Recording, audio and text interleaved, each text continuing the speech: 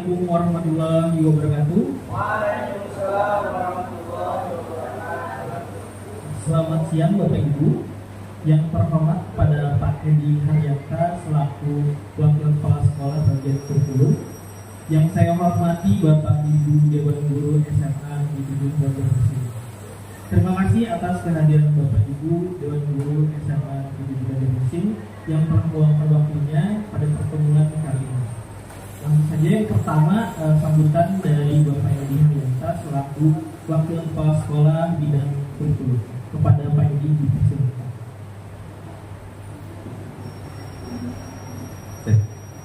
Bismillahirrahmanirrahim. Assalamualaikum warahmatullahi wabarakatuh. Waalaikumsalam warahmatullahi wabarakatuh. Yang terhormat Bapak dan Ibu calon guru penggerak SMA Negeri 7 Banjarmasin, Ibu Nurmayanti Buti Atuti dan Bapak Paskomi Saputra, Bapak dan Ibu guru dari SMA Negeri 7 Banjarmasin yang kami hormati. Alhamdulillahirrahmanirrahim, puji syukur tak lupa senantiasa kita panjatkan kepada Allah Subhanahu wa Ta'ala yang mana alhamdulillah pada kesempatan siang hari ini kita dapat berkumpul di aula di SMA Negeri 7 Banjarmasin ini untuk bersama-sama kita menyimak dalam rangka para CGP Ibu Nurmayanti dan Pak Bastomi berbagi praktek baik yang telah beliau laksanakan. Jadi beliau ini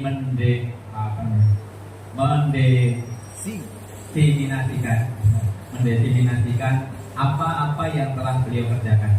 Mudah-mudahan apa yang disampaikan oleh Bapak dan Ibu CGP ini dapat Bapak Ibu serap mana yang itu baik dan dapat dilaksanakan.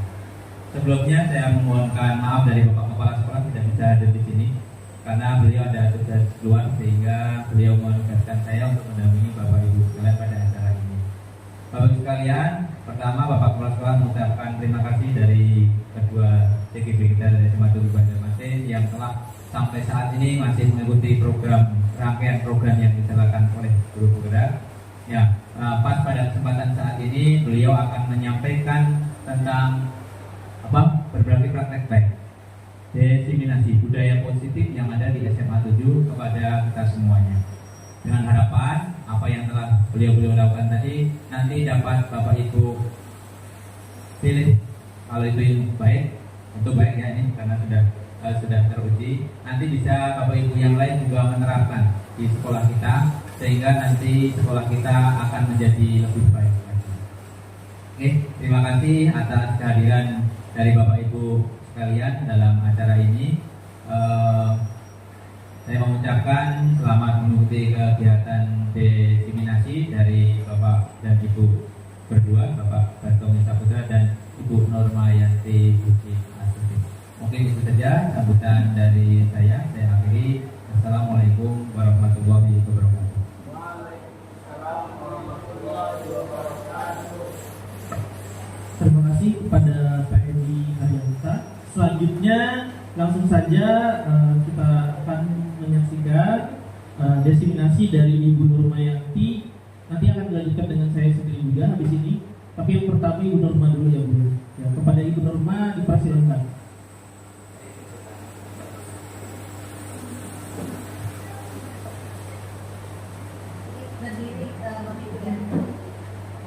Assalamualaikum warahmatullahi wabarakatuh. Waalaikumsalam warahmatullahi wabarakatuh. Selamat siang kepada Bapak Ibu sekalian. Sebelumnya saya Nurmayanti mengucapkan banyak terima kasih kepada Bapak Ibu sekalian atas perkenan waktunya untuk kami semua mendukung apa yang kami lakukan selama ini sehingga bisa mengikuti bersama-sama dengan kami dalam acara destinasi penugasan budaya positif di sekolah kita SMA Negeri 7 Banjarmasin. Yang terhormat Bapak Wakil Kepala Sekolah Bapak Edi Haryanta selaku Wakil Kepala Sekolah Bidang Kurikulum dan Bapak Ibu sekalian yang berbahagia saat ini.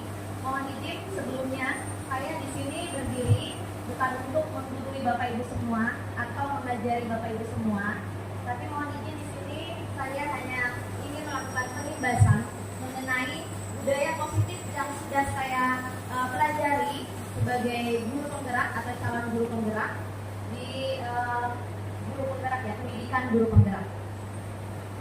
Baik Bapak Ibu, berhubung kita ini berbicara mengenai budaya positif, alangkah lebih baik di siang hari ini kita ciptakan suasana positif dulu di lingkungan kita agar desiminasi yang kita lakukan menambah semangat ya.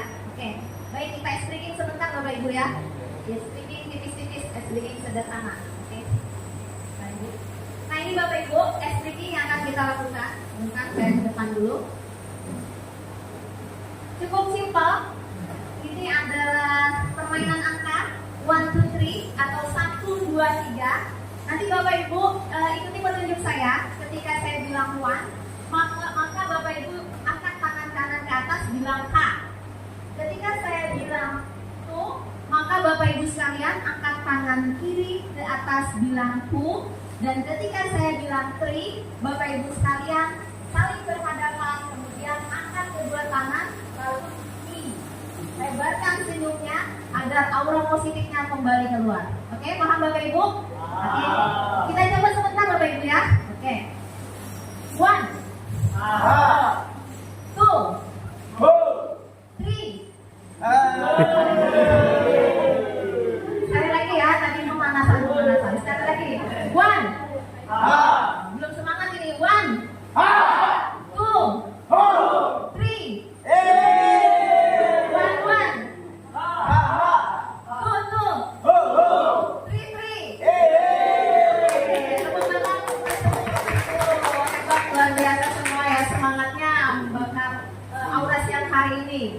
Oke baik Bapak Ibu, seperti yang sudah disampaikan oleh moderator kita Bapak Basoni, pada kesempatan ini saya akan menyampaikan mengenai pemahaman budaya positif. Nah, namun sebelumnya kita akan mengadakan kesepakatan program desiminasi dulu, kesepakatan bukan di awal. Bukan. Ya, kesepakatan forum desiminasi ya agar kegiatan yang kita lakukan nanti berjalan dengan lancar. Di sini saya sudah membuat 3 kesepakatan. Bapak Ibu boleh mengajukan kesepakatan lain, silahkan, bebas ya. Pokoknya sekiranya yang bisa membuat Bapak Ibu nyaman belajar atau memahami pemahaman yang nanti yang akan saya berikan ini. Nah, kesepakatan forum desiminasi yang pertama itu saling menghargai, kemudian menjadi pendengar yang baik, dan ketiga adalah berpartisipasi aktif. Bagaimana Bapak Ibu? Ada tambahan yang lain atau cukup saja? Cukup Bapak Ibu? Oke, berarti kita semangati ya 3 kesepakatan ini untuk memulai desiminasi budaya positif kita saat ini. Oke, selanjutnya, nah Bapak Ibu, tentunya sebagai seorang guru yang baik harus mampu menciptakan lingkungan belajar yang efektif ya, kemudian dan juga berkesan bagi murid. Nah, tentunya dalam mewujudkan lingkungan belajar yang efektif tersebut, kita sebagai seorang guru itu harus punya kemampuan, terutama dalam menciptakan budaya positif di sekolah. Nah, sebagaimana yang kita ketahui, budaya positif itu adalah sesuatu yang sangat baik ya, yang harus kita terapkan. Budaya mungkin selama ini kita kenal sebagai buah budi manusia dalam hidup bermasyarakat.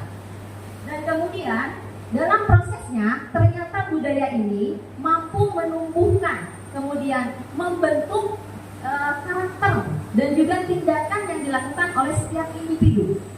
Nah, tentunya sebagai seorang guru yang baik, kita menginginkan karakter yang dipunya oleh anak murid kita adalah karakter yang baik. Maka untuk mewujudkannya, penerapan budaya positif adalah solusinya.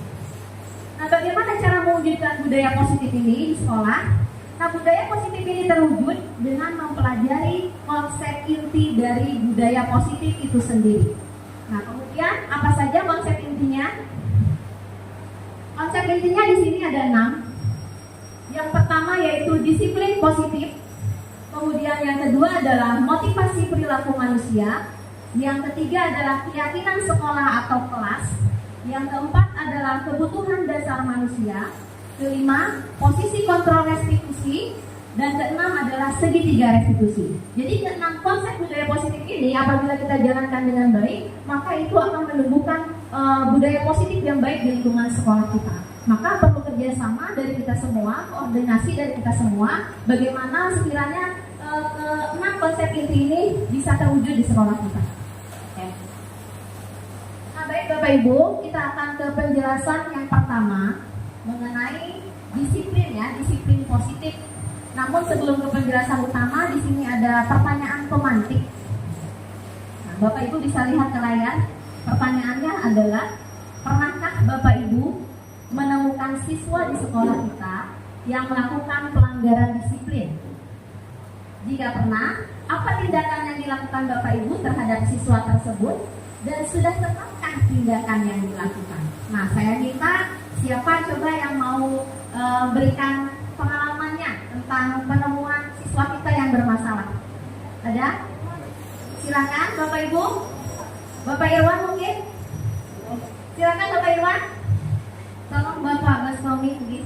Ya, Pak Irwan silakan Pak.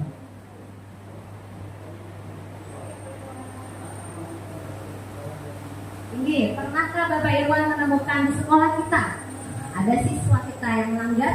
Diceritakan nggak Bu? Iya, silakan Pak, diceritakan dengan komplit juga nggak apa-apa Pak. Di mengenai pelanggaran yang ada di sekolah yang sering kami temukan dengan guru yang lain, terutama di bagian kedisiplinan berpakaian biasanya. Contoh, baju berkurang, rambut panjang, ataupun atribut yang tidak lengkap itu yang sering ditemukan di sekolah kita. Oke. Terus tindakannya apa Pak? Untuk menindaknya, karena sudah ada aturan yang sudah disepakati sekolah dengan orang tua siswa, biasanya dipanggil dulu Bu, ke BK. Biasanya kalau lebih dari satu bulan, pertama ditegur dulu, kedua dipanggil ke BK mengenai hal pelanggaran yang dilakukannya. Jadi tidak langsung ditindak ke sekolah yang pertama. Nah, jadi itu yang saya ketahui di sini, saya alami. Kira-kira menurut Tian Pak, tindakan tersebut sudah sesuai belum? Sudah betul belum menurut Tian? Sudah sesuai dengan apa yang Tian kehendaki gitu? Kalau menurut Bang sesuai dengan aturannya.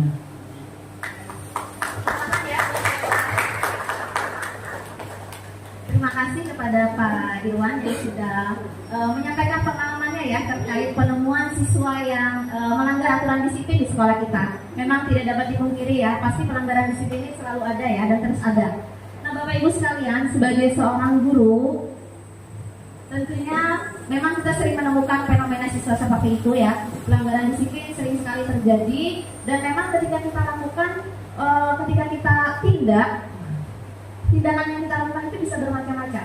Bisa dengan hukuman langsung misalkan, atau dengan teguran, atau juga dengan berupa ancaman. Nah, sebenarnya apa yang kita lakukan tergantung dari diri kita betul atau salah. Dalam konsep budaya positif itu sebenarnya belum tepat Bapak Ibu. Karena apa? Dalam budaya kita sebenarnya karena kata disiplin ini sering dimaknai jadi sesuatu yang dilakukan seseorang kepada orang lain untuk mendapatkan kepatuhan. Kita cenderung menghubungkan disiplin ini dengan ketidaknyamanan atau hukuman. Maka kita tahu apa sih sebenarnya yang dirasakan siswa tersebut. Ketika kita tegur secara keras, ketika kita ancam misalkan, ketika kita hukum di tempat, yang dirasakan siswa itu apa sebenarnya? Kadang kita cuma berpikir satu arah aja.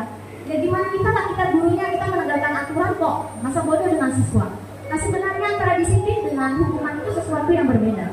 Jika perlu, hukuman itu tidak harus dijatuhkan ibaratnya. Atau kalaupun mesti dijatuhkan, itu adalah alternatif terakhir yang harus diberikan. Nah itu seperti itu dalam konsep budaya positif. Oke. Nah lalu apa sih sebenarnya yang dinamakan dengan disiplin positif ini? Disiplin positif ini adalah suatu cara penerapan disiplin yang mengajarkan anak bertanggung jawab dan menumbuhkan kesadaran diri berdasarkan nilai-nilai kebajikan. Jadi lebih ke menumbuhkan motivasi diri dari anak ya Bapak Ibu. Nah disiplin positif ini lebih ke arah disiplin diri yang dapat mengontrol diri dalam melakukan segala tindakan. Sebagaimana kita kenal Bapak Pendidikan kita menurut Ki Hajar Dewantara, bahwa yang namakan konsep merdeka itu artinya di dalamnya terdapat disiplin yang kuat. Nah, yang dimaksud disiplin yang kuat itu yaitu berasal dari disiplin diri.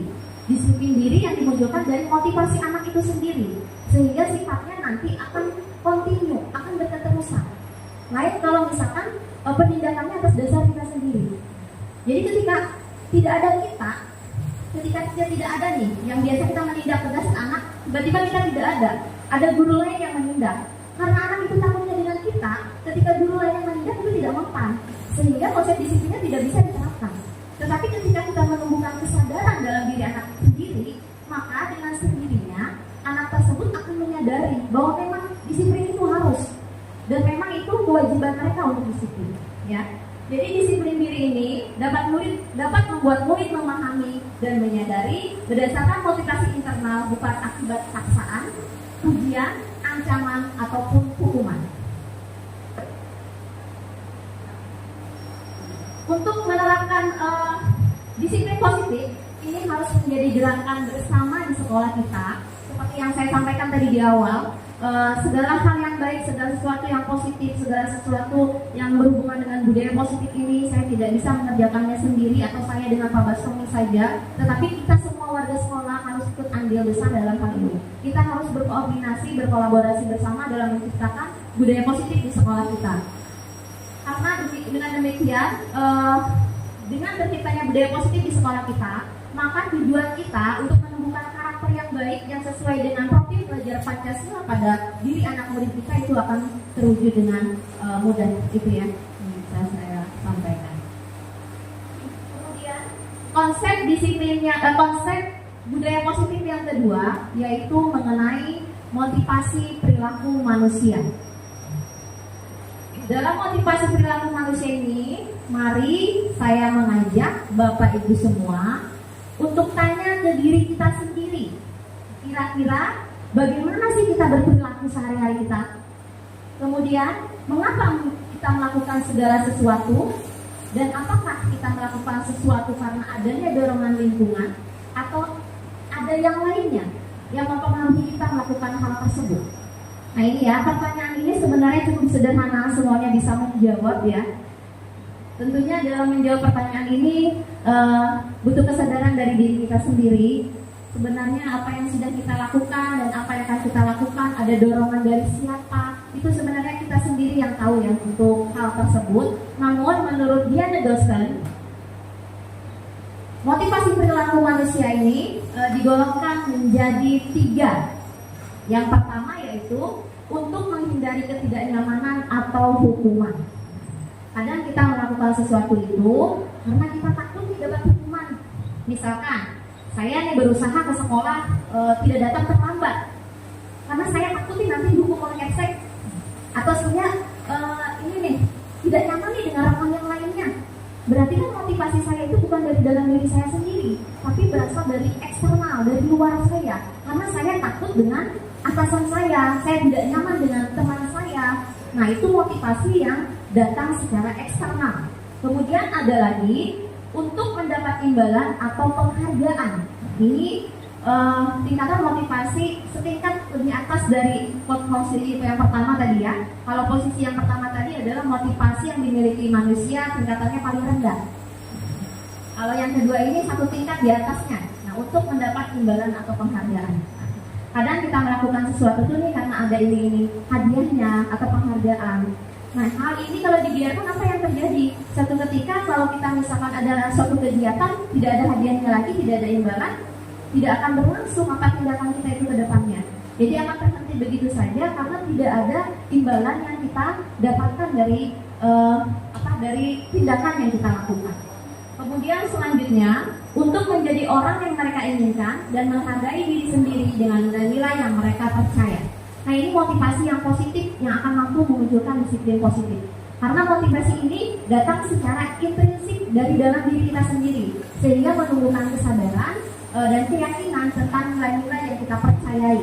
Bahwa kita ini percaya, bahwa kita ini sadar dengan apa yang kita lakukan, dengan tindakan yang kita lakukan, sehingga ke depannya ini akan memunculkan yang namanya disiplin positif tadi. Nah kemudian, bila mana ada suatu pelanggaran, tentunya kita harus meninjau ulang kembali tindakan penegakan peraturan yang kita lakukan. kita harus melihat dari sisi siswa mengapa mereka melakukan tindakan yang melanggar, dan lihat dari sudut motivasi mereka apa yang mendasarinya sehingga dalam pemberian tindakan bisa lebih tepat. Jadi ketika kita menemukan siswa kita bermasalah nih, sebisa mungkin kita cari nih akar permasalahannya nih. Kira-kira mereka itu melakukan hal tersebut kenapa? Adakah motivasi yang mendorong mereka melakukan tindakan tersebut? Apakah nanti motivasinya eksternal seperti tadi yang saya jelaskan di awal, atau misalkan motivasi internal? Kita harus cek dulu dengan teliti, dengan betul, sehingga ketika kita mau memberikan sanksi, memberikan tindakan ke anak tersebut, itu sudah sesuai dengan apa yang dia butuhkan, sudah sesuai dengan apa yang terjadi pada diri dia. Nah itu ya.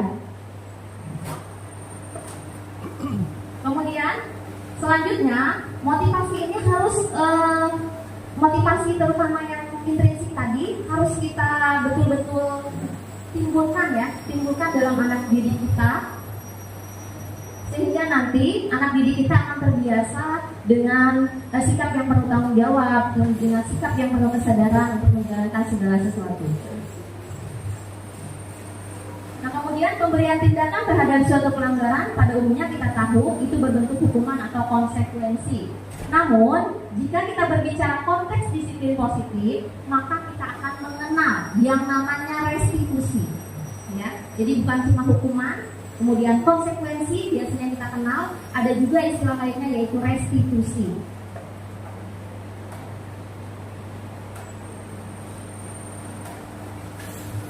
Apa itu restitusi? Restitusi di sini adalah proses menciptakan kondisi bagi murid untuk memperbaiki kesalahan mereka sehingga mereka bisa kembali pada kelompok mereka dengan karakter yang lebih kuat. Kemudian apa perbedaan antara hukuman, konsekuensi, dan juga restitusi? Nah, bisa lihat di depan sini Bapak Ibu sekalian. Di sini kalau hukuman, nah dari segi perilaku itu perilakunya pasif, agresif, dan meningkat. Sementara dari segi konsekuensi itu penguatannya hanya bertahan dalam jangka waktu pendek. Dan kalau kita menerapkan restitusi, maka masalah itu akan terpecahkan. Karena dengan restitusi kita menimbulkan motivasi intrinsik tadi pada diri anak, sehingga anak menyadari bahwa tindakannya itu salah dan mereka akan bertanggung jawab dengan dirinya sendiri, kemudian berusaha untuk mencari jalan keluar atas permasalahannya sehingga masalah ini terpecahkan.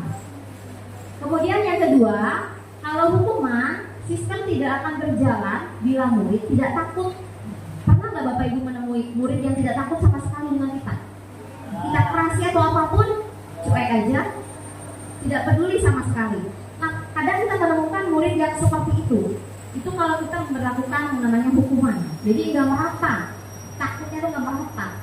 Kemudian kalau konsekuensi memerlukan monitoring dan supervisi terus-menerus dari guru. Jadi kita guru itu harus memantau. Kira-kira misalkan kalau anak misalkan mematahkan pensil teman disuruh menggantinya, kira-kira ke depannya kalau dia seperti itu gimana? Apakah kembali mengganti atau seperti apa? Itu harus kita pantau terus. Apakah berubah nanti ke depannya seperti apa? Harus kita monitoring terus berlaku guru. Jadi dipantau terus-menerus. Kemudian kalau restitusi, murid belajar bertanggung jawab untuk perilakunya karena motivasinya tadi intrinsik.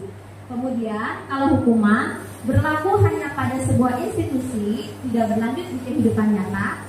Contohnya kayak di SMA 7 misalkan ada hukuman apa, nah itu berlanjut di situ saja. Kemudian kalau konsekuensi membantu penerapan mengikuti peraturan dalam masyarakat. Restitusi ini fokus pada pemecahan masalah dalam jangka waktu yang panjang. Kemudian kalau hukuman, peraturannya adalah kamu harus, jadi betul-betul menekan, betul-betul mengecam anak, menekan dengan tegas, sehingga nanti anak tidak nyaman dengan itu. Kemudian kalau konsekuensi, nanti yang ditanyakan adalah apa peraturannya. Kemudian mampukah kamu melakukannya? Terima kasih. Itu ya, kalau yang dipertanyakan adalah pertanyaan untuk konsekuensi. Kalau restitusi, apa yang kamu yakini, apa yang bisa kamu lakukan untuk memperbaiki masalah ini. Jadi lebih ke menanyakan hal yang kamu lakukan itu? Apakah misalkan sudah sesuai dengan keyakinan di sekolah kita tentang nilai-nilai kebajikan yang ditanamkan di sekolah kita? Kemudian misalkan kalau anak menyadari, oh belum, maka dari belumnya itu nanti anak akan menyadari bagaimana seharusnya nanti ke depannya dia berbuat. Kemudian bagaimana seharusnya ke depannya dia nanti akan memperbaiki masalahnya tersebut. Kemudian selanjutnya, murid atau anak nanti hasilnya bisa jadi akan membenci peraturan. Wah, harus gini, harus gitu nih. Apalagi kalau anak zaman sekarang ya, dikasih malah makin ngeyel biasanya. Nah, kemudian kalau konsekuensi, murid atau anak akan menghormati peraturan, tetapi tadi harus kita pantau terus-menerus. Dan kalau restitusi, murid atau anak akan menghormati dirinya dan orang lain. Jadi tidak perlu lagi diingatkan karena mereka akan sadar dengan sendirinya. Nah, baik Bapak Ibu, mungkin tadi 2 penjelasan mengenai motivasi dan juga disiplin positif ya. Ada yang ditanyakan dulu sampai sini Bapak Ibu?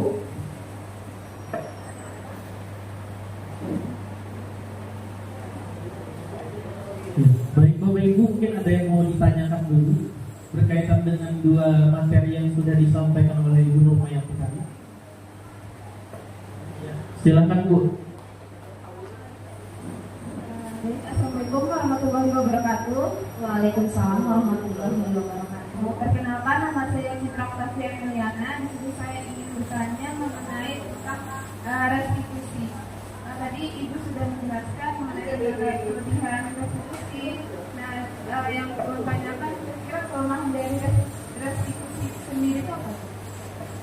Terima kasih kepada Ibu siapa tadi Bu? Ibu Citra. Citra ya, Ibu Citra ya, berhubung baru jadi belum terlalu hafal saya ya. Maaf Bu Citra ya, terima kasih untuk pertanyaannya. Ini tadi saya paparkan kan di sini adalah kelebihan restitusi. Menurut yang saya paparkan tadi, restitusi itu kok baik benar ya, nggak ada salahnya ya. Ada nggak sih kelemahannya?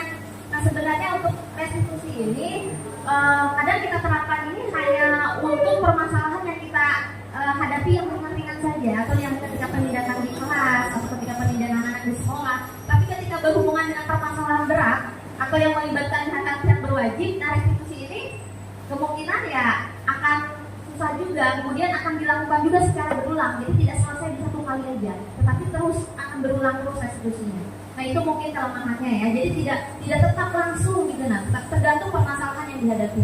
Mungkin itu Bu Citra ya. Terima kasih untuk partisipasinya, memberikan pertanyaan pada sesi ini. Oke, baik Bapak Ibu. Nah selanjutnya kita akan mengetahui dari dari contoh kasus di atas ini. Yang di atas ini termasuk hukuman atau konsekuensi menurut Bapak Ibu ya. Nah di sini ada mencatat 100 kali di dalam buku kalimat saya tidak akan terlambat lagi karena anak tersebut terlambat sekolah. Kira-kira ini termasuk hukuman atau konsekuensi? Hukuman. Oke, kita cek jawabannya sama-sama ya.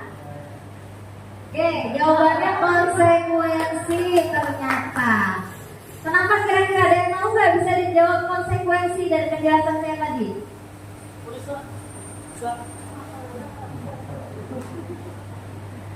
Mencatat 100 kali karena terlambat.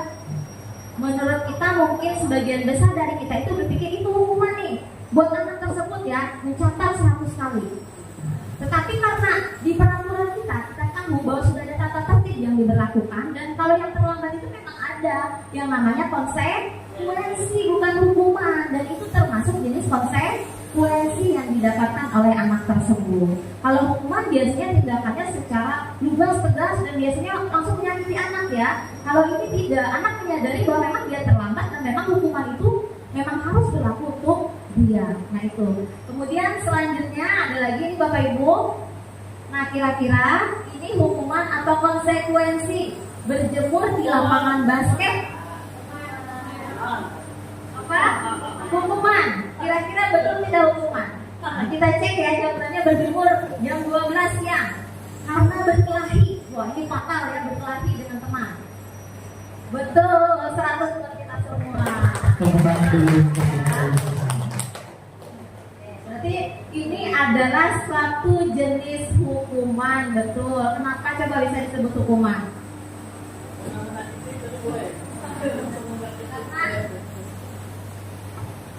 Ayo, siapa coba? Kenapa langsung disebut hukuman nih? Ayo, coba Pak Irwan, Pak, jelaskan Pak kira-kira apa coba?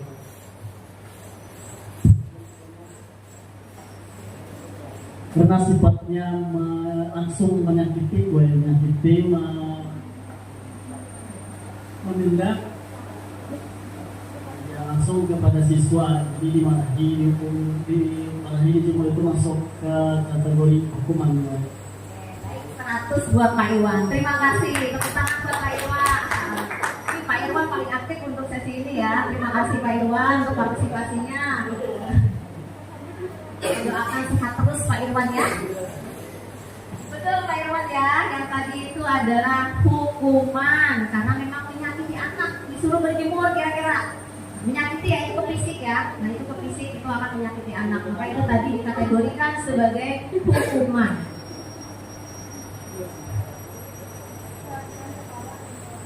Baik, selanjutnya kita akan membahas untuk konsep inti budaya positif yang ketiga, yaitu mengenai keyakinan sekolah atau kelas. Pernah mendengar nggak Bapak Ibu keyakinan sekolah nih atau kelas? Pernah membuat nggak di sini kira-kira? Pernah nggak mempraktekkan ke siswa membuat keyakinan sekolah atau kelas? Ada yang sudah pernah? Belum? Kalau belum kita cek dulu ya seperti apa nih. Oke.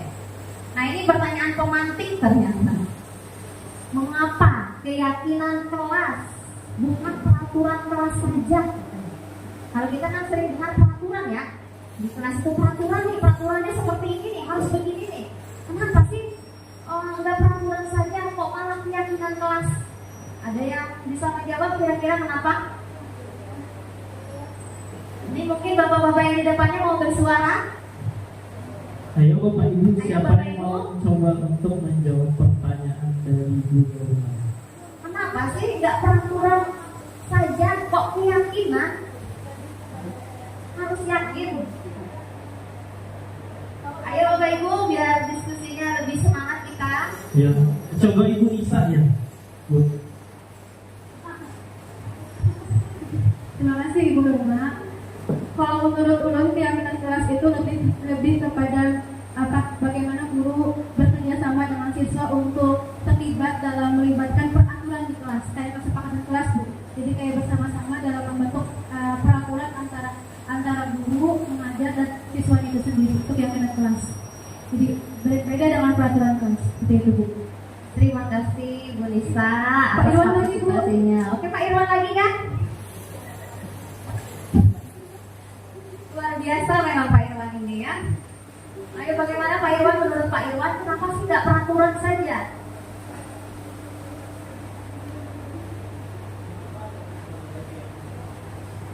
Keyakinan itu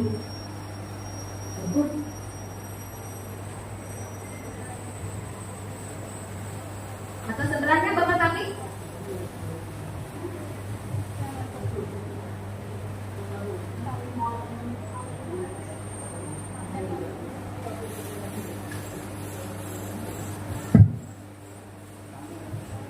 Ini Pak Irwan kembali. Oke Pak Irwan, tepuk tangan yang meriah dulu untuk Pak Irwan. Silakan Pak Irwan. keyakinan kelas bukan peraturan kelas.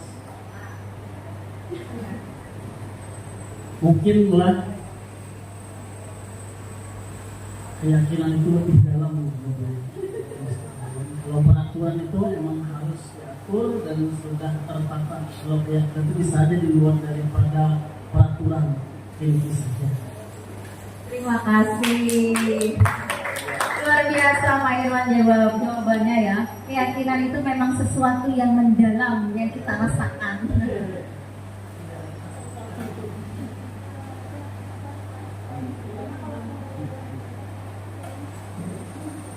Betul apa yang disampaikan oleh Bapak Irwan, kenapa sih kita harus membuat keyakinan tidak peraturan saja? Nah, intinya betul kata Pak Irwan, kalau keyakinan itu berasal dari hati yang terdalam.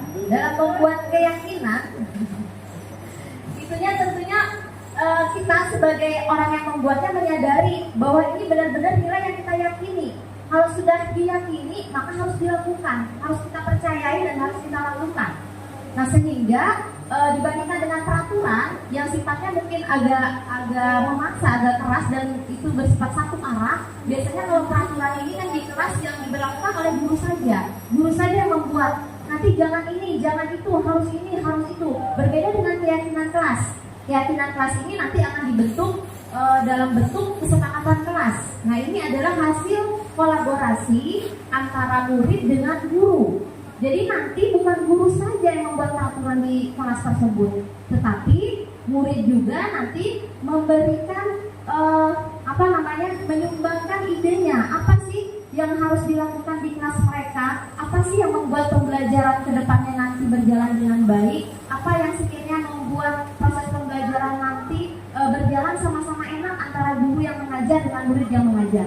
Makanya sifatnya dua arah, antara murid dengan guru. Guru diberi kesempatan untuk meluruskan ya keyakinan kelas yang diusulkan oleh murid, apakah nanti keyakinannya baik atau tidak, maka nanti fungsi guru adalah meluruskan keyakinan tersebut menjadi kalimat-kalimat yang positif.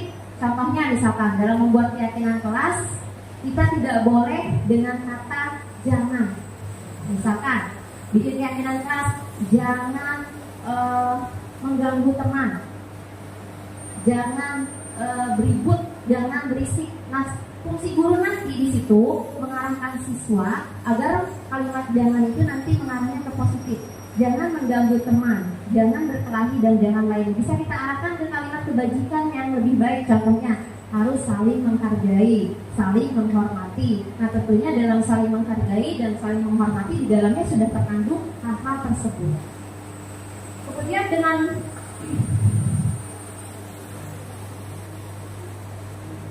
dengan menekankan pada nilai keyakinan sesuai nilai-nilai kebajikan yang dipercaya, maka akan memunculkan motivasi dari dalam diri sehingga seseorang akan lebih tergerak dalam menjalankan keyakinan daripada hanya mengikuti serangkaian peraturan tertulis tanpa makna, gitu ya. Kalau cuma peraturan aja kan murid itu cenderung banyak yang melanggar. Disuruh nggak boleh ini, malah nggak boleh ribut, malah ribut. Disuruh nggak boleh nyontek, malah nyontek. Tetapi kalau motivasi dirinya yang dibangkitkan lewat keyakinan kelas yang mereka sendiri percaya bahwa nilai-nilai itu benar dan berasal dari mereka usulan tersebut, maka dengan sendirinya mereka akan menjalankan peraturan yang ada di kelas tersebut dengan kesadaran mereka sendiri, sehingga akan tercipta nantinya disiplin positif yang baik untuk kedepannya.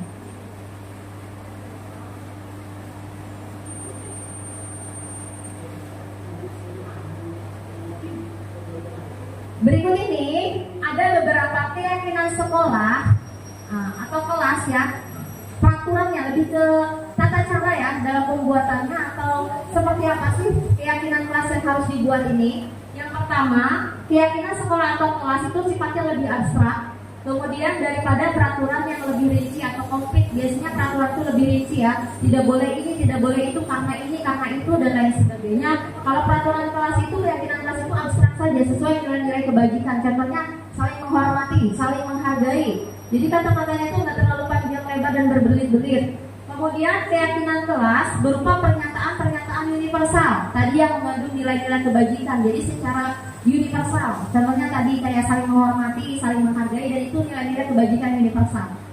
Kemudian pernyataan keyakinan kelas senantiasa dibuat dalam bentuk positif. Yang saya jelaskan tadi, kalau ada kata jangan, kita arahkan bagaimana nih kata jangan ini menjadi sesuatu yang positif.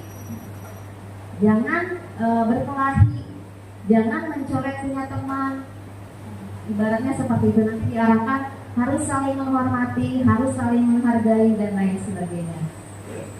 Nah, kemudian keyakinan kelas hendaknya tidak terlalu banyak sehingga mudah diingat. Jangan ketika kita membuat keyakinan kelas tiba-tiba poinnya ada 20 misalkan, ada 10 aja anak-anak sudah kewalahan untuk menghafalnya, apalagi sampai 20 ke atas. Jadi cukup hal yang rangkuman garis nilai kebajikan secara umum, secara garis besar saja, misalkan saling menghormati, saling menghargai, kemudian berpartisipasi aktif di kelas, tidak usah terlalu panjang lebar sehingga membuat anak itu pusing, membuat anak itu tidak ingat dengan keyakinan yang mereka buat. Dan tentunya nanti ketika melanggar karena saya tidak ingat keyakinan di kelas saya apa, jadi saya tidak merasa melanggar karena terlalu banyak tadi. Kemudian keyakinan kelas sebaiknya sesuatu yang diterapkan di lingkungan tersebut. Kalau memang keyakinan kelasnya dibuat di kelas itu ya di seputar di kelas itu, interaksi antara guru dan siswa dan juga siswa dengan siswa yang ada di kelas tersebut. Nah, jangan misalkan keyakinan kelas yang kita buat di kelas A ternyata peraturannya muncul ke kelas yang lainnya. Nah, itu tidak seperti itu. Kemudian semua warga kelas ikut berkontribusi dalam pembuatan keyakinan kelas. Jadi guru memberi kesempatan bagi semua murid. Kalaupun murid di kelas itu ada 40, ya 40-nya silakan menyumbangkan ide dan gagasan. Seperti apa nih nanti nih di kelas tuh maunya bagaimana sih, enaknya seperti apa nih?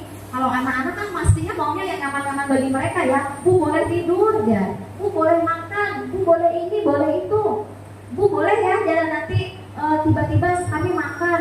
Bu boleh ya tiba-tiba kami tidur atau ngobrol dan lain sebagainya, mendengarkan musik. Bu boleh ya. Nah itu nanti kita yang mengarahkan ke hal yang positif. Boleh misalkan, tapi nanti di saat apa, atau boleh ketika dia istirahat dan lain sebagainya, diarahkanlah hingga mengarah ke hal yang positif. Kemudian bersedia meninjau kembali keyakinan kelas dari waktu ke waktu. Jangan hari ini dibuat, kemudian 1 minggu ini anak-anak meyakini keyakinan kelas mereka, tetapi tindak lanjutnya tidak ada. Tetap kita harus melakukan evaluasi dan refleksi atas keyakinan kelas yang dibuat. Ketika itu, misalkan banyak tak pelanggaran setelah keyakinan kelas ini dibuat, apa nanti tindak lanjut ke depannya? Boleh diperbarui keyakinan kelas tersebut, boleh sesuai dengan kesepakatan bersama di antara teman di kelas tersebut dan guru juga yang mengajar. Kalau sudah tidak relevan lagi, boleh diganti dengan yang baru dan hal lainnya yang disepakati. Nah itu ya Bapak Ibu untuk keyakinan kelas. Ini contoh poster keyakinan kelas. Seperti ini contohnya. Nah ini contohnya kayak ini ya, kayak buat anak SD ya, anak TK ya. Nah ini tadi saya bikinnya dulu, tapi ini garis besarnya saja bisa diterapkan di kelas Bapak Ibu sekalian. Nanti sesuai hasil kesepakatan, hasil ide dari semua murid, ambil garis besarnya, kemudian garis besarnya itu nanti dibuatkan posternya tersebut nanti boleh ditempel di kelasnya masing-masing sehingga anak ingat terus dengan keyakinan kelas atau kesepakatan kelas yang mereka buat, sehingga ketika terjadi pelanggaran maka kita bisa memanggil anak tersebut dan menanyakan apa yang sudah dilanggar dari aturan kelas. Tidak lagi langsung membentak anak, oh kamu sudah melanggar ini, tidak lagi seperti itu. Kita tanyakan, kita munculkan motivasi diri dari dalam anak tersebut. Apa sih yang sudah kamu langgar? Keyakinan apa di kelas yang sudah kamu langgar? Itu yang sesuai restitusi itu seperti itu. Jadi lebih menanyakan keyakinan kelas ini kan dibuat oleh kalian. Berarti apa nih yang kalian langgar nih? Jadi harus apa nih ke depannya? Nah itu ya, lebih memunculkan kesadaran diri anak, motivasi intrinsik anak.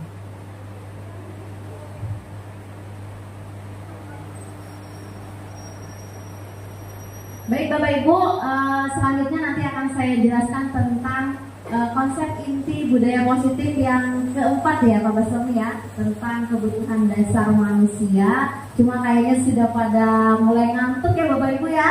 Kita SDM dulu sebentar, boleh Bapak Ibu? Boleh, terima kasih. Oke, kita mulai ya. Berhubung dari tadi, nah pegel bener katanya duduk terus. Nah, kita senam sedikit Bapak Ibu. Saya ajak senam kelapa. Sudah tahu Bapak Ibu senam kelapa? Senam kokonat, tahu kokonat? Alias kelapa. Biasanya senam ini saya praktekkan ke anak murid ketika di jam-jam yang sudah mulai jenuh, kemudian ketika anak-anak banyak mencatat dan lain sebagainya. Nah ini seperti ini ya Bapak Ibu ya. Nah ini kokonat ya. Senam jari.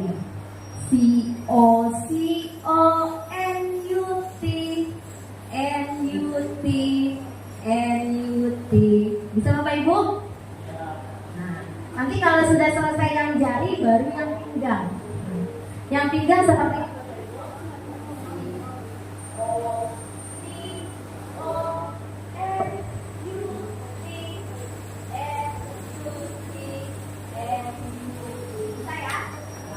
Selain menyehatkan, juga membuat pinggang kita kembali segar.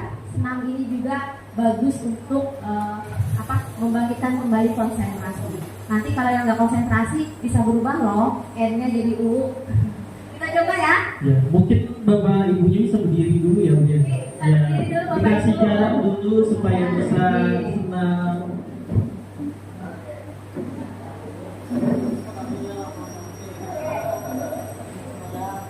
Kita mulai senam jari dulu ya Bapak Ibu ya. 1, 2, 3, nyanyi sama-sama. C O C O N U T N U T N U T C O C O N U T N U T N U T C O C O N U T U T N U T.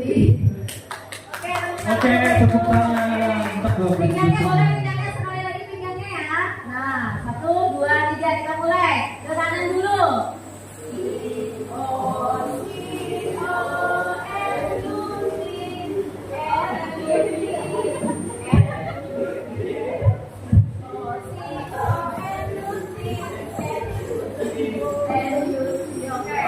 Terima kasih Bapak Ibu, tepuk tangan buat kita semua, luar biasa. Luar biasa sekali Bapak Ibu. Padahal harinya panas banget ya. Bu. Betul, padahal harinya panas benar, tapi luar biasa semangat Bapak Ibu semua ya. Gimana Bapak Ibu, pinggangnya sudah enakan? Sudah kembali semangat? Oke, terima kasih Bapak Ibu. Selanjutnya kita akan materi selanjutnya ya. Oke, selanjutnya adalah tentang kebutuhan dasar manusia. Ini pernyataannya di sini. Ketika seorang murid melakukan suatu perbuatan yang bertentangan dengan nilai-nilai kebajikan atau melanggar peraturan, hal itu sebenarnya dikarenakan mereka gagal memenuhi kebutuhan dasar mereka.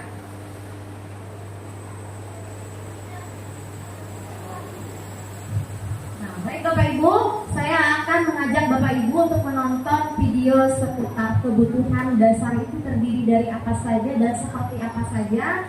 Nah, saya akan mengajak Bapak Ibu untuk menyimak video berikut ini.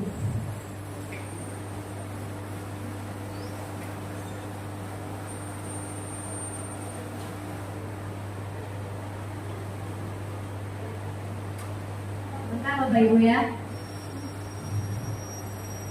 Langsung dari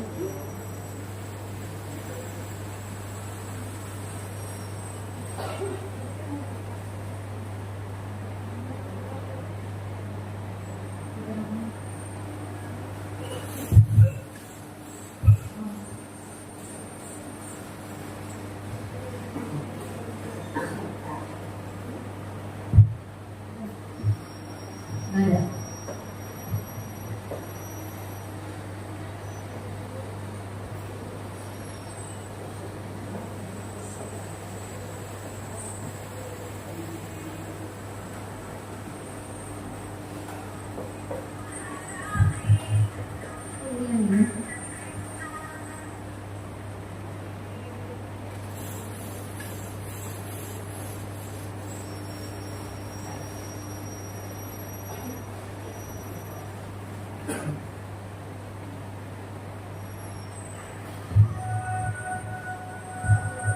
Ya, selamat menyaksikan Bapak Ibu.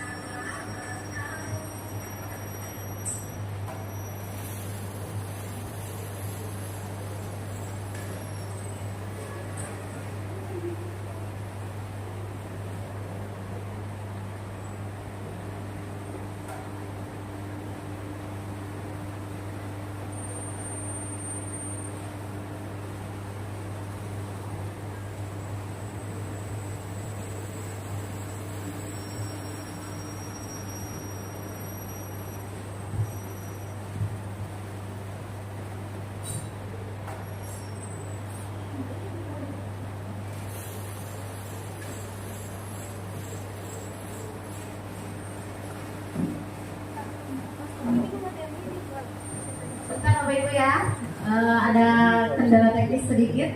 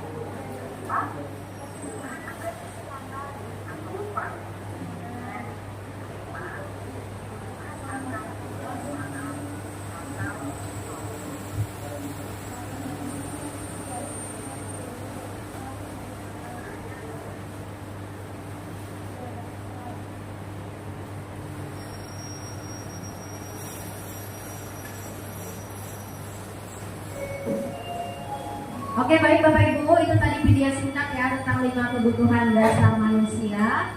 Yang pertama tadi adalah kebutuhan untuk bertahan hidup atau survival. Kemudian yang kedua tadi kebutuhan karena ingin merasa diterima atau love and belonging. Yang berikutnya adalah kebutuhan akan penguasaan atau power. Kemudian yang selanjutnya adalah kebutuhan kebebasan atau freedom. Dan yang terakhir adalah kebutuhan akan kesenangan. Kelima kebutuhan ini adalah kebutuhan dasar yang memang sangat dibutuhkan oleh manusia. Bahkan biasanya kalau ada satu kebutuhan yang tidak terpenuhi, maka yang kita rasakan itu akan bermacam-macam ya efeknya. Bisa sedih, bisa tidak bahagia, dan lain sebagainya. Sehingga sebisa mungkin pemenuhan kebutuhan ini harus bisa kita lakukan. Kemudian ada juga apabila kebutuhan ini tidak dilakukan, tidak terpenuhi, maka biasanya manusia akan melakukan berbagai upaya cara untuk bagaimana supaya kebutuhannya tersebut dipenuhi. Bahkan misalkan melakukan hal-hal yang tidak sesuai dengan aturan-aturan yang ada. Nah, untuk kebutuhan bertahan hidup ini berhubungan dengan kelangsungan hidup kita sebagai manusia. Biasanya ketika kita menghadapi suatu permasalahan yang dihadapi anak, yang harus kita lakukan itu adalah menganalisis sebenarnya anak yang sedang mengalami masalah itu, masalah apa sih yang dibutuhkannya, kebutuhan apa sih sebenarnya yang diinginkannya. Terkadang anak itu bermacam-macam ya yang dibutuhkannya. Contohnya misalkan anak tersebut sering mengambil makanan temannya. Kita bisa menganalisis kebutuhan apa sih sebenarnya yang dibutuhkan oleh anak tersebut. Jangan sampai tiba-tiba kita menghukum anak tersebut tanpa kita mengetahui apa permasalahannya dahulu. Dengan kita mengetahui kebutuhan apa sih yang diinginkan oleh anak tersebut, maka ketika kita mau melakukan penindakan, maka penindakan yang akan kita lakukan akan berjalan dengan sangat baik ya, dengan tepat. Karena bisa jadi ketika dia mengambil makanan itu bukan karena dia wataknya pencuri, bukan seperti itu. Mungkin karena alasan dia ingin bertahan hidup, karena mungkin dia tidak mampu untuk menukar makanan dan lain sebagainya. Atau bisa jadi ketika dia mengambil makanan temannya, karena mungkin dia ingin menarik perhatian teman-temannya. Kemudian nanti juga ingin menarik perhatian temannya. Sehingga dengan begitu nanti perasaannya akan merasa puas. Karena dia sudah bisa menarik perhatian kawannya dengan perlakuan yang dia buat. Nah seperti itu Bapak Ibu ya. Jadi kebutuhan dasar ini sangat penting sekali kita pahami agar kita bisa menganalisis permasalahan yang terjadi pada anak. Jangan sampai kita menindak secara langsung ya apa yang dilakukan oleh anak kita.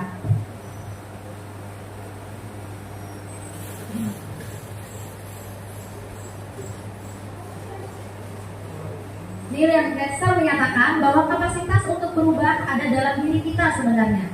Kemudian jika kita dapat mengidentifikasi kebutuhan apa yang mendorong perilaku kita, maka perubahan perilaku positif dapat dimulai dengan mencari solusi untuk memenuhi kebutuhan tertentu dengan cara yang positif. Jadi kita mengenali dulu kebutuhan apa sih sebenarnya yang diinginkan kita. Misalkan ketika kita di sekolah ini datang tepat waktu, sebenarnya betul kan kita ini tepat waktu itu karena memang kesadaran kita sendiri, atau misalkan dalam tepat waktu ini karena memang kita ini kurang perhatian dari kawan nih, pindah panggilannya lawan kawan misalkan, pindah dipuji kawan, memang karena kita ini butuh sesuatu penghargaan, itu bisa saja seperti itu. Jadi dengan kita mengidentifikasi kebutuhan apa yang muncul dalam diri kita, maka kita bisa mengalahkan sendiri kebutuhan tersebut secara positif. Nah ini Ibu, Bapak Ibu, ada studi kasus di sini. Nah, sebentar ya tampilannya biar ada ini besar. Ini ya, studi kasus di sini ada Ibu Titin, wali kelas 5 sedang bingung menghadapi pula salah satu murid di kelasnya yaitu Dudung. Beberapa anak telah mengeluhkan Dudung yang seringkali meminta bekal makan siang mereka dengan paksa. Jika Anda menghadapi situasi seperti Ibu Titin, apa yang akan Anda lakukan? Menurut Anda, apa alasan Dudung melakukan itu? Kira-kira siapa yang bisa menganalisis kasus ini dilihat dari 5 kebutuhan dasar tadi? Kebutuhan apa sih sebenarnya yang dibutuhkan si Dudung ini sehingga dia melakukan hal tersebut? Silakan Bapak Ibu ada yang mau berpartisipasi? Kira-kira Dudung ini lagi butuh apa sih? Iya, siapa Bapak Ibu? Boleh? Boleh? Ada?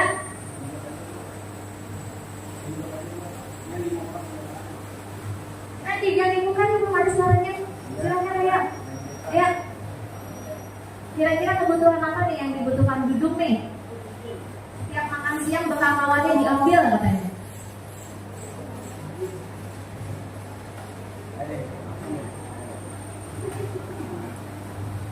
Ya, silakan boleh.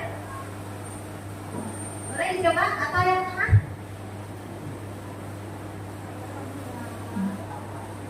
Nah, ini yang belakang aja ya, Bapak Mingral, jangan Pak Mingral.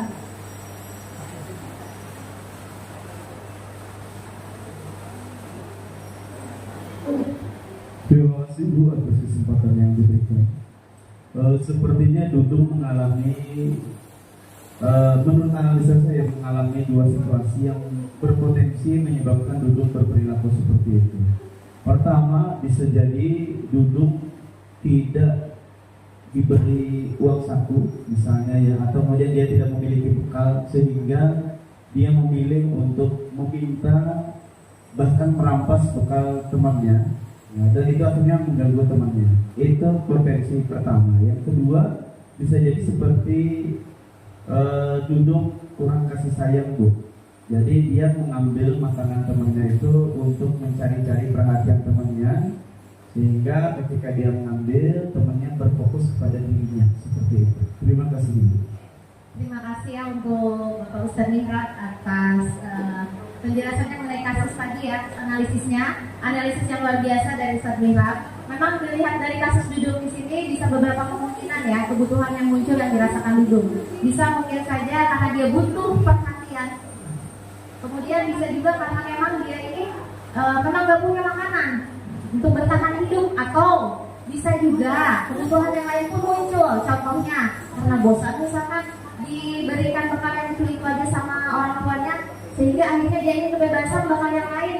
Nah itu bisa juga mengarah ke kebutuhan akan kebebasan. Jadi dari satu kasus ini kita bisa menganalisis ya, kira-kira yang tempat ini kebutuhan apa sih yang dibutuhkan oleh si duduk ini, sehingga dengan begitu penindakannya nanti akan lebih tepat juga. Nah itu yang diharapkan ada pada diri kita sebagai guru ya. Jadi segala sesuatu itu harus kita lihat dulu dari segi anaknya, sudah tepat belum apa yang kita lakukan terhadap anak kita tersebut.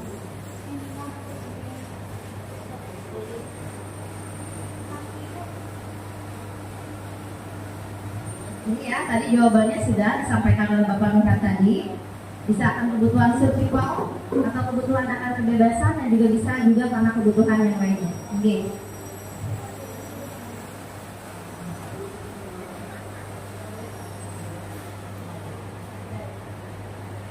Nah selanjutnya Bapak Ibu, posisi kontrol yang akan kita bahas selanjutnya adalah tentang posisi kontrol atau restitusi.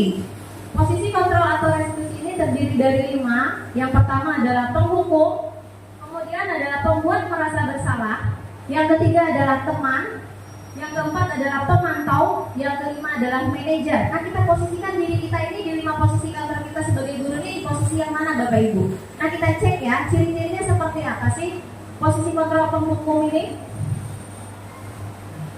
Ini posisi kontrol penghukum Bapak Ibu. Bisa menggunakan hukuman fisik maupun verbal.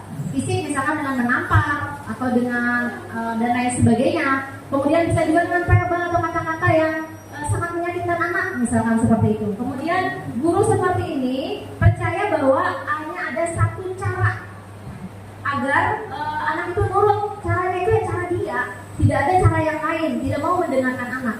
Kemudian selanjutnya pembelajaran bisa berhasil yaitu sesuai cara dia yang tadi. Nada suaranya biasanya cirinya adalah tinggi, bahasa tubuh matanya melotot, kemudian menunjuk-nunjuk. Nah, dan hasilnya bisa murid itu kadang bisa dendam, ya, secara tidak langsung murid kadang dendam karena terus diperlakukan seperti itu. Kemudian selanjutnya adalah posisi hukum pembuat merasa bersalah. Ketika guru dalam posisi kontrol seperti ini, maka biasanya guru tersebut akan bersuara lebih lembut, menggunakan keheningan yang membuat orang lain merasa tidak nyaman, bersalah atau rendah diri. Contoh bahasanya seperti ini, ibu sangat kecewa nak sama kamu. Gimana coba kalau misalkan orang tua kamu tahu kamu seperti ini, coba apa yang terjadi? Nah itu akan menyentuh langsung hati si anak, tetapi itu akan membuat anak tersebut merasa gagal sebagai dirinya, akan membuat anak itu bersalah, sehingga dia tidak mampu lagi memecahkan permasalahannya karena lebih fokus ke kegagalan dia saja. Nah ini nanti hasilnya murid akan merasa bersalah dan menjadi orang yang gagal. Jadi selamanya dia tidak pede nanti, merasa dia itu gagal terus. Nah ini akibatnya seperti ini. Kalau kita mau posisi kontrol membuat merasa bersalah. Selanjutnya adalah teman. Nah, pernahkah Bapak Ibu menjadi posisi sebagai teman bagi murid kita? Pasti ada yang pernah ya. Nah, guru pada posisi ini tidak akan menyakiti murid, akan berupaya mengontrol murid dengan persuasi, dengan ajakan. Biasanya kayak teman kita seperti apa mengajak teman ya. Kemudian posisi teman bisa negatif atau positif. Nah, kalau negatif bagaimana? Kalau negatif itu biasanya murid tersebut lebih tergantung pada guru tersebut karena merasa berteman dengan guru tersebut, jadi merasa mengandalkan guru tersebut. Apa-apa ya gimana guru tersebut, saya ada masalah ya guru tersebut juga yang menyelesaikan. Itu akan bergantung pada guru tersebut. Kemudian lama-lama akan menginjak guru tersebut jika diperlakukan sebagai teman. Dan selanjutnya adalah posisi positifnya, murid akan merasa senang dan akrab dengan guru. Memang ini posisi yang baik. Tapi memang kalau diberlakukan terlalu lama, efek negatifnya itu akan lebih terasa. Selanjutnya adalah pemantau. Nah, posisi kontrol sebagai pemantau ini cirinya memantau berarti mengawasi. Guru yang bertanggung jawab atas murid yang diawasinya, posisi pemantau ini berdasarkan pada peraturan-peraturan dan konsekuensi. Dia mengawasi murid sesuai dengan konsekuensi yang diberlakukan di sekolah.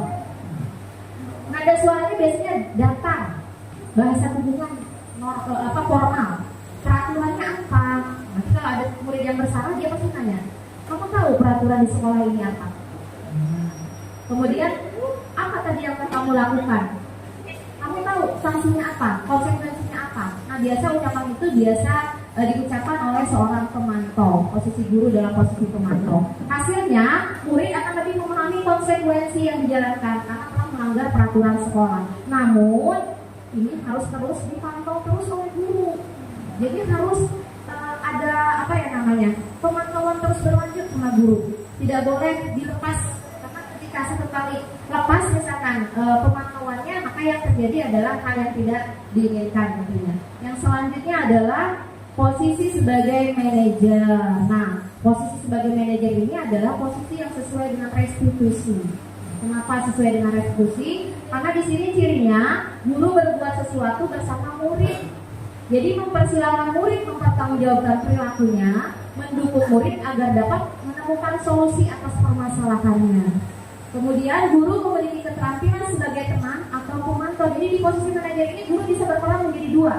Satu kali dia bisa jadi teman nih yang baik bagi murid. Satu lain dia bisa jadi pemantau, menetapkan konsekuensi apa ke murid misalkan bersalah.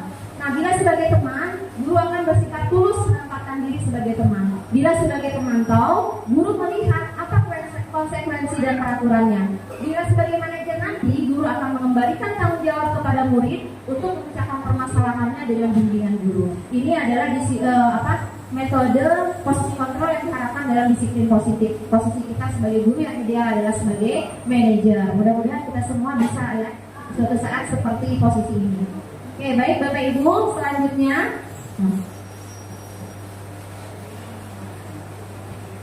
yang terakhir adalah tentang segitiga restitusi.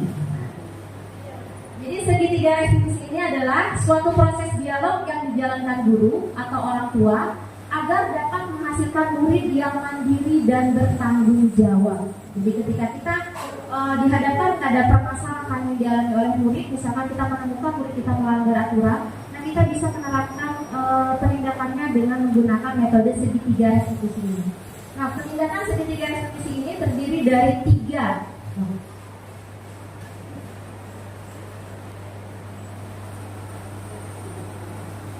Nah, yang pertama adalah tahapan pertama menstabilkan identitas. Pada tahapan menstabilkan identitas ini, nah biasanya yang ditanyakan guru seperti ini.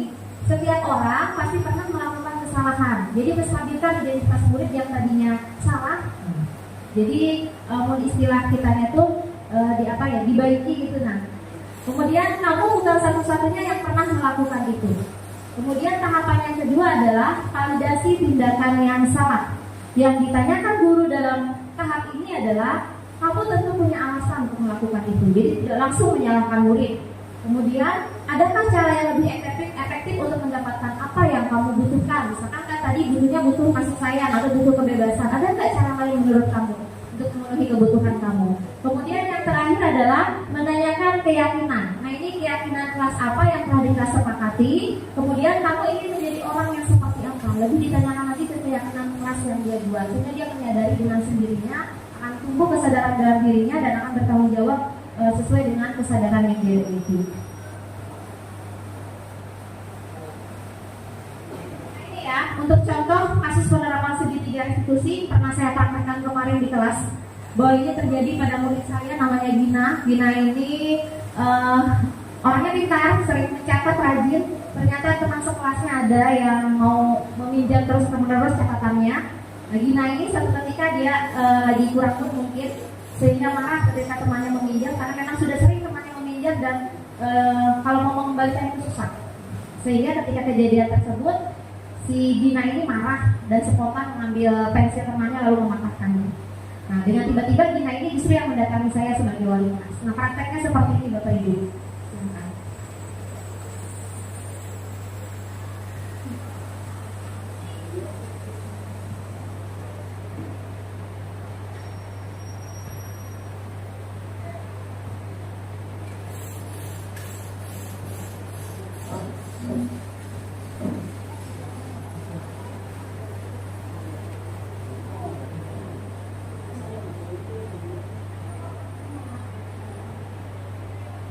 Nah ini Bapak Ibu ya, berhubung audionya ini lagi agak bermasalah, mungkin nanti saya akan bisa bagikan linknya ya agar Bapak Ibu bisa mengakses seperti apa sih contoh penerapan segitiga restitusi yang saya lakukan terhadap anak murid saya di kelas.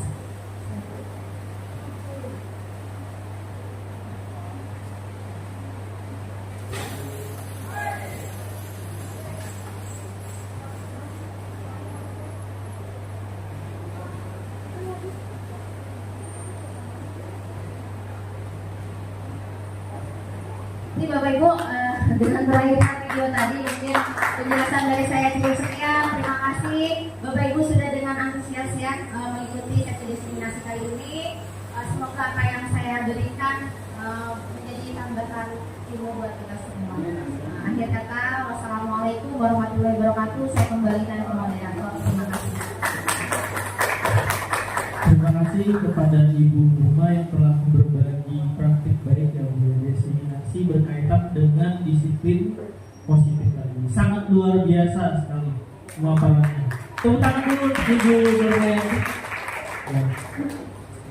Baiklah, untuk diseminasi Ibu Numa tadi sudah disampaikan. Berarti untuk pertemuan kali ini cukup sampai di sini dulu.